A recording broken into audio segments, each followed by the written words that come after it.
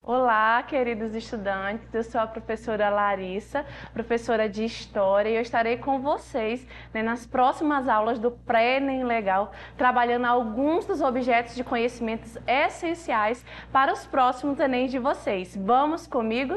Hoje nós vamos falar sobre a Grécia Antiga. Nossa aula vai ser dividida em duas partes. Nesse primeiro momento da nossa aula, nós vamos trabalhar a localização geográfica, onde fica localizado a Grécia. A Grécia fica localizada no sudeste da Europa, da Península Balcânica, banhada pelo Mar Mediterrâneo. Vejam aí no mapa que a Grécia ela está cercada por pequenas, grandes ilhas, que vão compor essa civilização extremamente importante para a nossa história. A maioria do terreno é acidentado, montanhoso e pouco fértil para a atividade agrícola. Quero que vocês prestem bastante atenção nas palavras destacadas para vocês durante as nossas aulas, que eu vou dar algumas ênfases nessas palavras, que são importantes para vocês. Vamos lá. Além da localização geográfica, nós vamos falar um pouco também na aula de hoje sobre a origem. A cultura grega ela é uma cultura que possui uma grande diversidade. Então, quando se fala da Grécia, não se fala da Grécia, fala das Grécias, de uma cultura que sofreu vários tipos de povoamento por povos diferentes. E esses povos diferentes são eles os jônicos, eólicos, aqueus, também conhecidos em algumas literaturas como micenos, e os dórios. Nós vamos falar especificamente dos jônicos, dos aqueus e dos dórios nas próximas aulas, principalmente quando formos falar das principais cidades, que é Atenas e Esparta. Mas vamos lá. Além da origem, nós vamos trabalhar os períodos históricos da história grega. E o primeiro período é conhecido como período pré-homérico, que vai de 2000 a.C. a 1100 a.C. Por que pré, pessoal? Porque antecede alguma coisa. E na divisão histórica, os historiadores dividiram entre pré-homério e homérico. Alguns livros, algumas literaturas, vocês não vão ver essa divisão de pré-homérico, mas eu acho importante que vocês tenham algumas informações dessa divisão, que também é usada por alguns historiadores. Nessa primeiro momento da história grega, nós vamos destacar os aqueus, que teriam a cultura micênica, que foram os primeiros a entrar em contato com o povo cretense, com o povo que vivia em Creta, a primeira ilha grega registrada na história. E os aqueus, eles formaram a cultura cretense. Em alguns textos também vocês vão encontrar como cultura creto-micênia. A partir dessa mistura cultural, iniciou-se a construção de palácios e fortalezas, que ia fazer parte da relação histórica do mundo grego. Por isso a importância da gente destacar esse período pré-homérico, que é o período da primeira formação das cidades do mundo grego. Então, já que nós falamos do pré-homérico, nós vamos ver o período homérico, mais à frente, e nós vamos ver dentro também de algumas informações importantes desse período pré-homérico, a primeira diáspora grega. Essa primeira diáspora grega, ela vai acontecer, queridos, por causa da invasão dos dórios. Os dórios, mais à frente nós vamos falar que eles são os espartanos, os grandes guerreiros gregos que a história cita. Então, com a chegada dos dórios, o que vai acontecer? Grande parte dos aqueus vão migrar para a Ásia Menor, vão sair daquela região que era Creta e vão para a Ásia Menor e vão formar a atual Turquia. Essa daí é a primeira diáspora grega, ela vai acontecer nesse período também pré-homérico. E o período homérico, né? O período homérico vai de 1100 a.C. a 800 a.C. Lembrando, queridos, que essas datas, elas são de forma decrescente, né? Como vocês já estudaram, né? Lá nos anos iniciais do fundamental. Por isso que vocês vão ver essa alteração, antes e depois de Cristo, né? E vão dizer assim, será que a professora errou? Ela está confundindo as datas? Não, querida, é por causa da questão histórica, né? Lá daquelas primeiras aulinhas do 6º e 7º ano. E aí, então, o período homérico, né? Por que é conhecido como período homérico? Por causa de um personagem, de um poeta chamado Homero, né? Homero, ele vai escrever 2 poemas, né? Ilíada e a Odisseia, que narra a partida e o fim da Guerra de Troia, né? E o primeiro romance, né, do Homero, que narra essa história, que tem como registro histórico a história da Grécia, é a Ilíada, né? A Ilíada também é conhecida como Ílios, né, que significa Troia. Né? Essa história acontece por causa do rapto, né, de Helena, né, esposa de Menelau, né, por um príncipe troiano conhecido como Paris, né? Paris vai a Troia e aí ele se apaixona, né, segundo a história de Homero, né, por Helena, né? Então Helena é o motivo dessa guerra, né, de Troia. E aí o Homero ele narra, né, esse período. E aí também ele narra outro momento histórico importante para a história do mundo grego, que é o Odisseu, né? A história de Odisseu, através da narrativa Odisseia, né? Odisseu também é conhecido em algumas literaturas como Ulisses, né? Ele narra o retorno de Odisseu e Odisseu retorna para sua casa, né? E ele passa 10 anos, né, sofrendo várias aventuras, várias situações para voltar para o seu lar após essa guerra de Troia. Então, esse período homérico é marcado por essas 2 obras, né? A Ilíada e a Odisseia. Esse período também é importante para a história, né? O período homérico, como a formação das cidades-estados, né? A partir daí, o conceito de cidade-estado vai se formar no mundo grego, né? As cidades-estados, né, elas vão, em seu início, ser conhecidas como genos, que era liberada por um pater, né? Como por um líder, né? Um ancião mais velho daquela comunidade, e ele vai liderar aquele geno. Esses genos, eles vão sofrer algumas alterações por causa justamente da pouca fertilidade da terra. Como eu destaquei para vocês lá no início da nossa aula, né, o território grego era de regiões montanhosas, né, rochosas.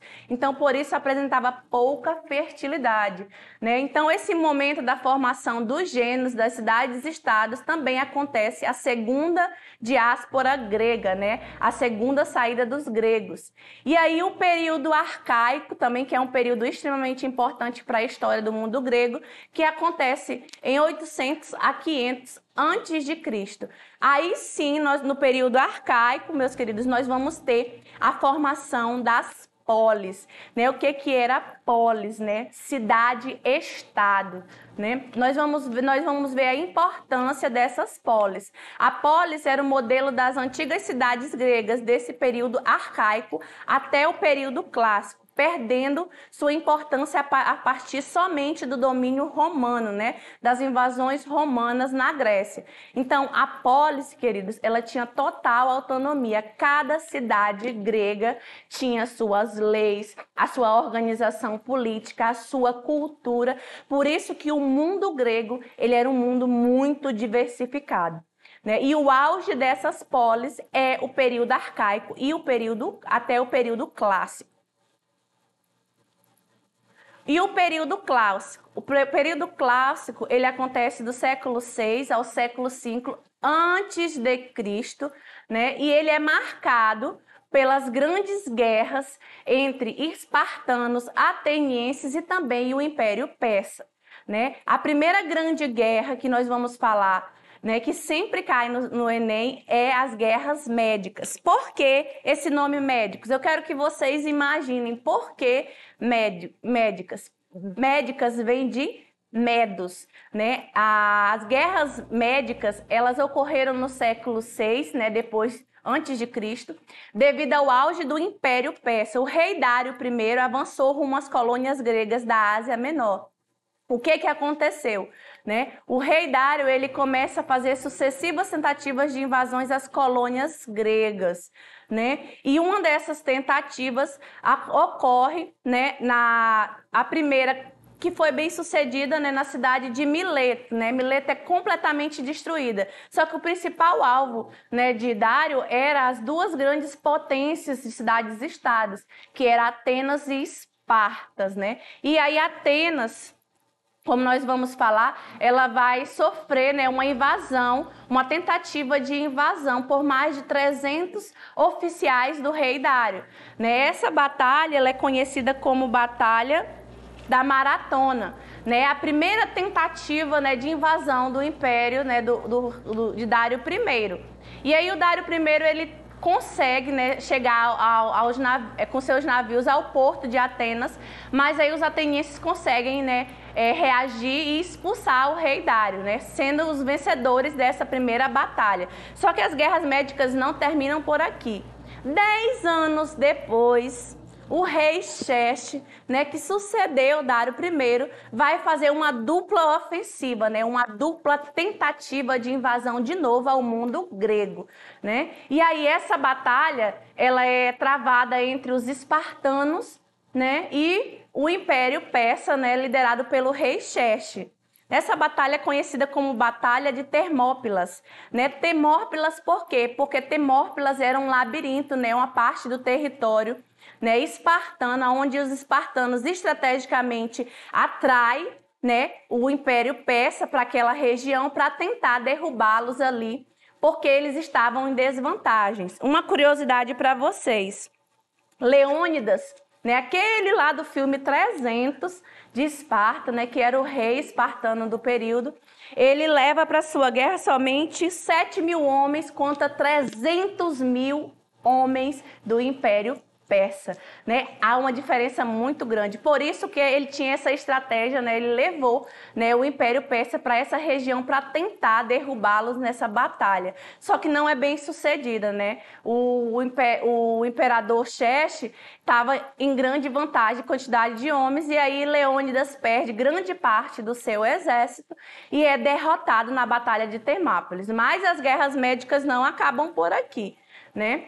E aí a gente vai ver que somente na Batalha de Salamim, né, que o Império Persa é derrotado pelo Império, né, ateniense, porque aí de fato, né, Atenas, Esparta e as demais cidades gregas vão se unir contra o Império Persa e vão derrotar. Só que as guerras gregas, elas não eram somente contra os seus inimigos distantes, mas também entre si. O período clássico é marcado também por uma guerra, né, que é a Guerra do Peloponeso.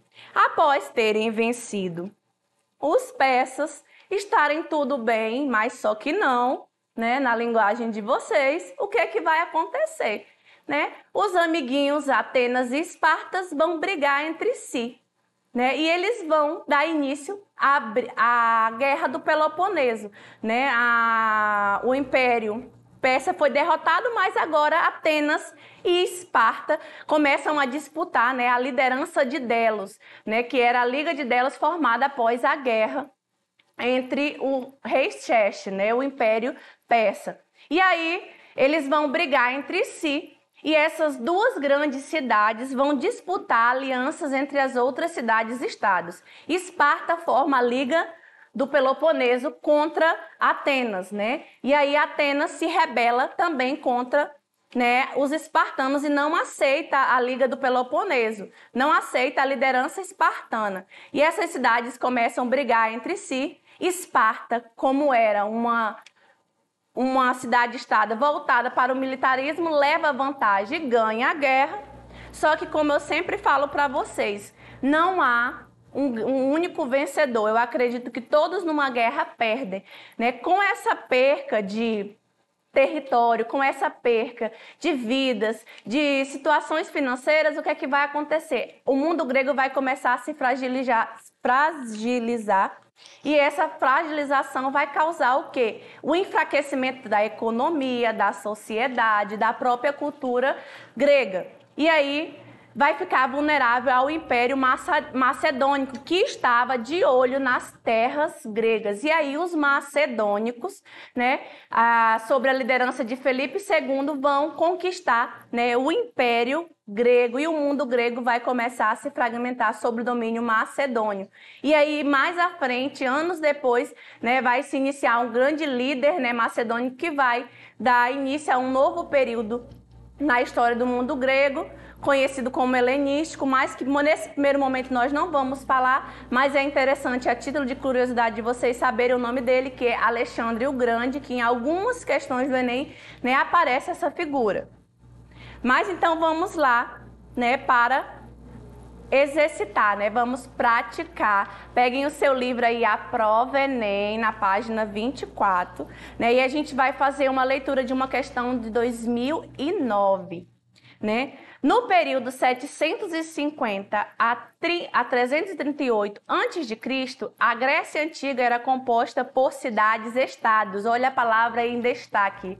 Cidades-estados, vocês vão lembrar de quê? De autonomia. Vocês vão lembrar mais à frente quando nós falarmos de Atenas, de democracia, né? E aí, como, por exemplo, Atenas, Esparta e Tebas. Tebas também era uma grande cidade-estado grega, que eram independentes, olha a palavra aí, independente.